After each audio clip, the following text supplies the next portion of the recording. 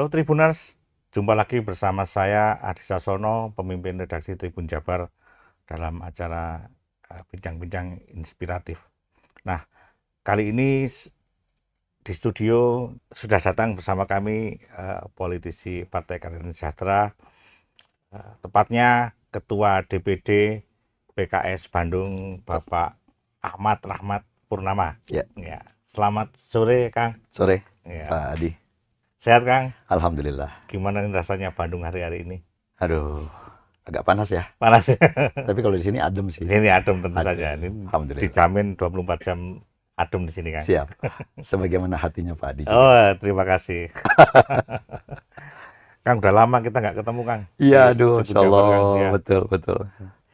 Pak Adi manggil Kang, saya jadi harus manggil Mas juga kali ya. Oh, boleh. Mas Adi. Ya. Ya, Kang.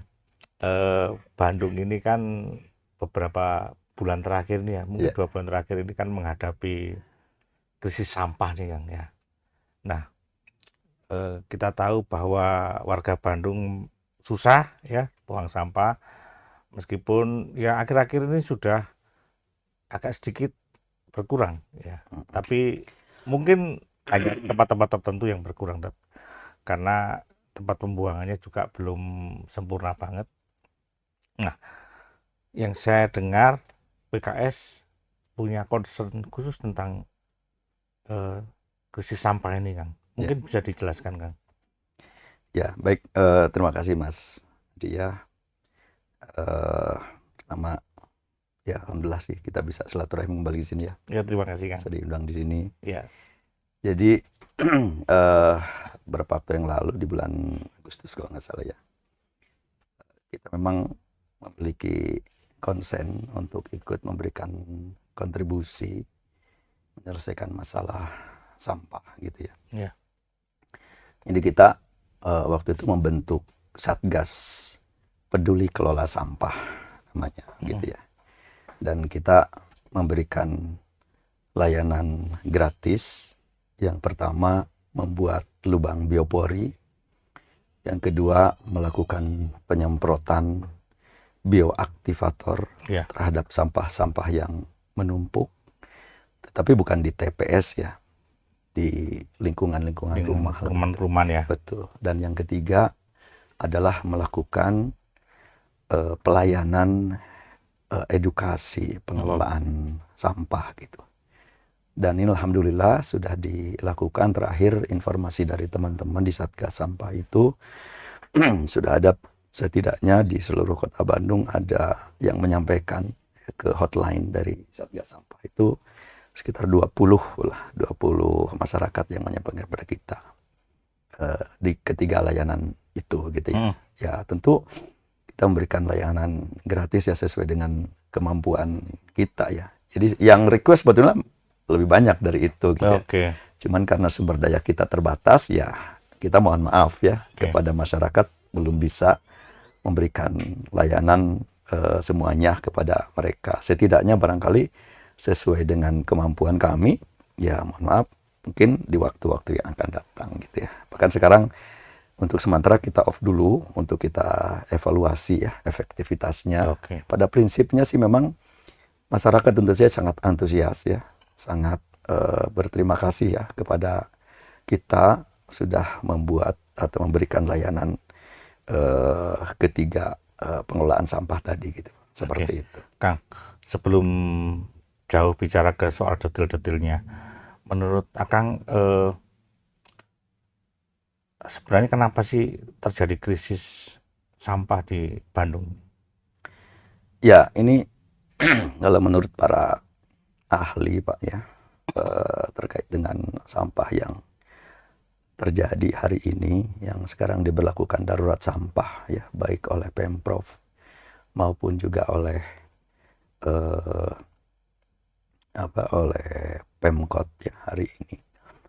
Memang yang sangat mendasar sih menurut saya adalah perilaku kita terhadap sampah itu sendiri. Ya, bagaimana kita memperlakukan sampah ini. Betul gitu Pak. Jadi menurut para ahli itu bahwa kebiasaan kita memperlakukan sampah hari ini yaitu dengan end of pipe disebutnya gitu ya. End of pipe. Ya, end of pipe itu jadi yang gitu biar kita lakukan, tidak dipilah sampah dari rumah yang organik maupun yang anorganik, kumpulkan, dibawa oleh petugas sampah di RW, kemudian dibuang ke TPS, tempat pembuangan sementara, dan kemudian dibuang ke TPA gitu kan. Yang terakhir adalah di Sarimukti. Yang itu ternyata Kota Bandung, masyarakat Kota Bandung memproduksi sampah seharinya sampai 1.200 ton. 1.200 ton sehari ya.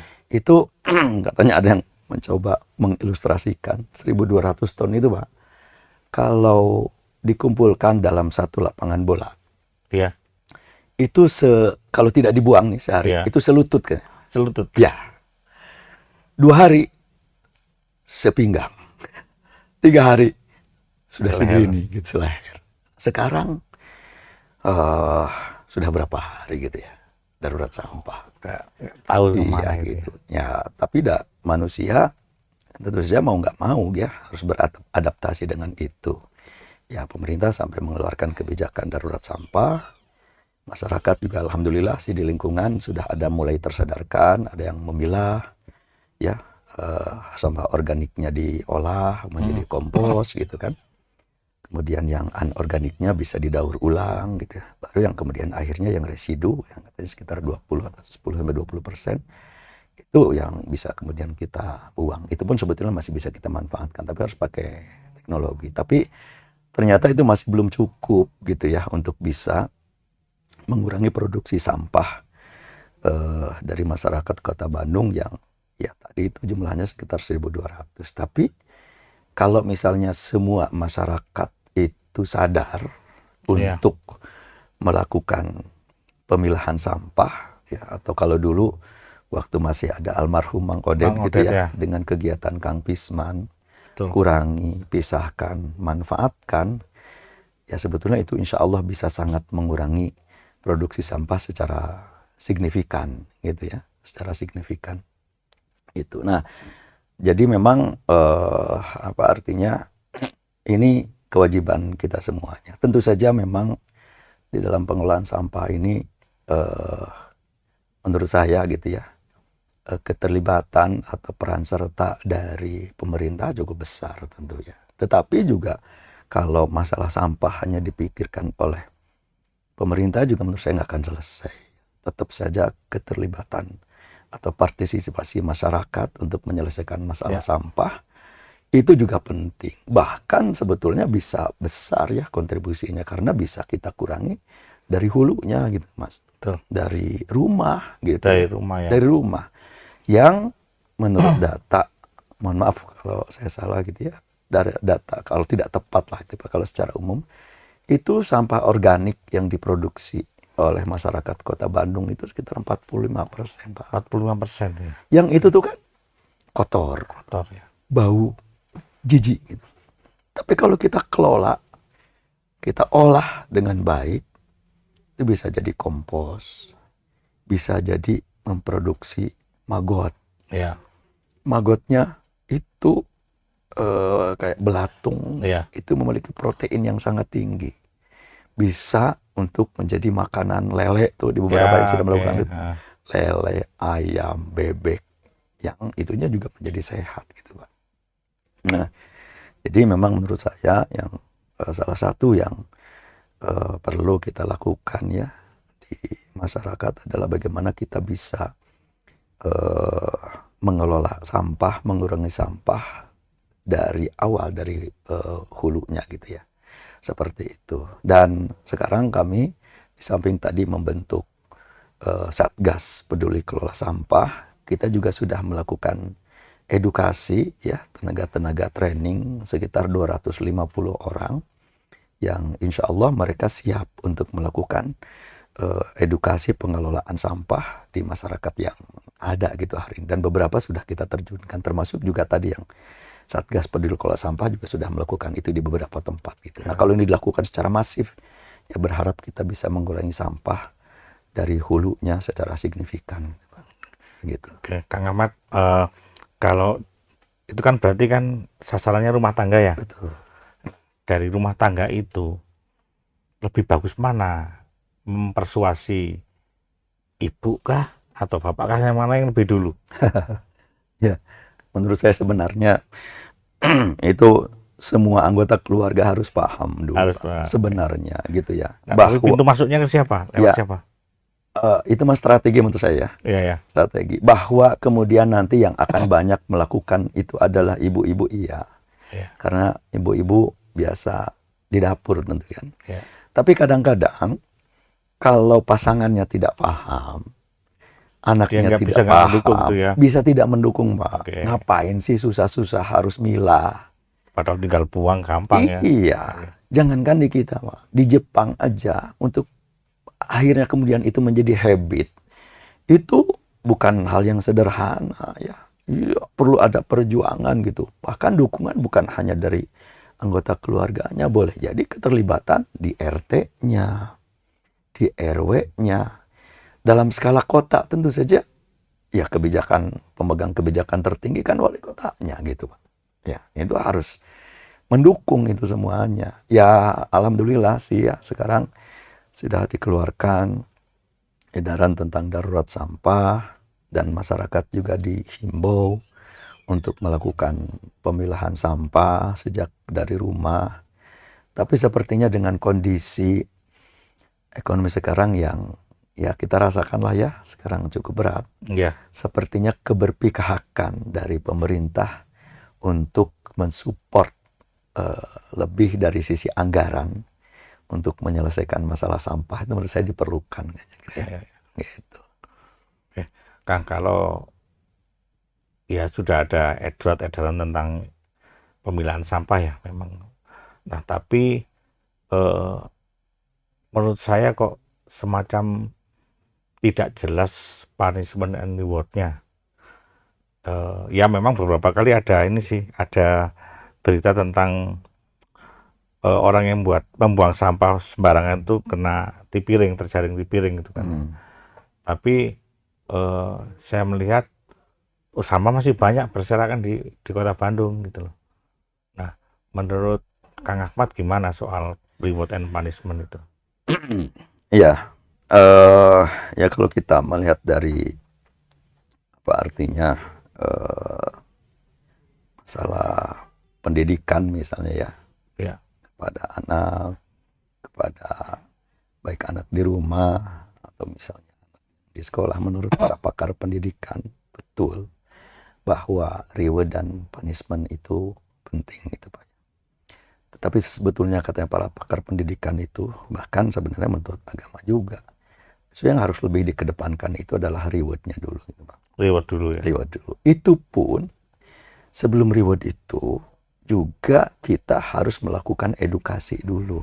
Oke, jadi edukasi dulu. Edukasi dulu sampai kemudian masyarakat itu paham gitu ya. Nah, setelah paham kemudian diaplikasikan gitu ya. Nah, itu perlu tuh apresiasi meskipun sekecil apapun diberikan apresiasi. Reward itu kan senang masyarakat itu ya. Kita juga senang lah, jangankan kita juga senang diberikan reward itu kan. Meskipun tidak harus mahal, tidak harus besar gitu kan. Kita menghasilkan prestasi tertentu diberikan reward itu kan. Punishment itu belakangan lah menurut saya gitu ya. Kalau memang benar-benar dikasih edukasi sudah. Diberikan informasi bahwa kalau berprestasi dari sisi itu mendapatkan reward. Kalau melanggar pakai punishment. Edukasinya sudah. Ternyata masih tetap melanggar, baru kemudian kita pakai punishment gitu. Terakhir lah menurut saya. Ya? Iya, justru kita harus banyak memberikan apresiasi. Jangan sampai kita edukasi aja belum, gitu kan? Didahulukan punishment, gitu ya. Ya menurut saya metodenya nggak begitu ya, menurut saya. Untuk merubah, iya, untuk merubah seseorang itu, gitu ya. Bahkan justru ya bahasa orang tuanya barangkali ya, kita harus lebih mengedepankan rasa kasih sayang dulu gitu kepada mereka itu, sehingga mereka malah kepada kitanya cinta. Nggak tahu kita kasih tahu dengan baik, nggak usah dengan marah-marah, kita kasih tahu dengan baik dan sebagainya. Kita ingatkan. Saya rasa insya Allah lah dengan cara seperti itu, saya yakin masyarakat bisa berubah. Tapi butuh proses. Dan salah satunya masalah memang ya, masalah anggaran juga perlu ya, diperlukan gitu Pak. Itu. Jadi ya katakanlah misalnya sekarang, alhamdulillah gitu ya, pemerintah memberikan surat edaran, dan bahkan jauh sebelum surat edaran itu ternyata ada Undang-Undang Nomor 8 Tahun 2008. Itu isinya di dalamnya, dalam salah satu pasalnya menyebutkan bahwa masyarakat Indonesia itu wajib melakukan pemilahan sampah. Nah, itu harusnya Kemudian kan. Perda di Iya. Kota Bandung itu ada Perda nomor 9 tahun 2018 menguatkan undang-undang itu gitu. Tapi kan ya sama seperti halnya ya sebagai seorang muslim ya, Al-Qur'an kan sudah jelas. Ya, hadis juga ada. Ya, ya. Tapi kan yang melaksanakan nggak Ya. semuanya gitu. Ya nggak gitu. Nah, artinya ya memang masyarakat yang sudah sadar, memiliki pemahaman yang bagus, dia bisa mempelajari sendiri, kemudian mencoba mengaplikasikan. Tapi yang belum paham khususnya, yang belum sadar, mungkin harus boleh jadi di awal harus diintervensi, harus dipaksa untuk melakukan itu, gitu ya, seperti Jadi itu. kira-kira begini, apa namanya? Mungkin saya salah, tapi saya berpikir Bandung ini kayaknya perlu pemimpin yang sedikit banyak tangan besi gitu untuk urusan ini. Iya, iya. Artinya ya saklek terhadap peraturan, nggak ada lagi toleransi, Iya, iya. gitu ya. Ketegasan itu penting memang ya, gitu. Cuman menurut saya juga ini harus hati-hati Pak ya, dengan kondisi hari ini.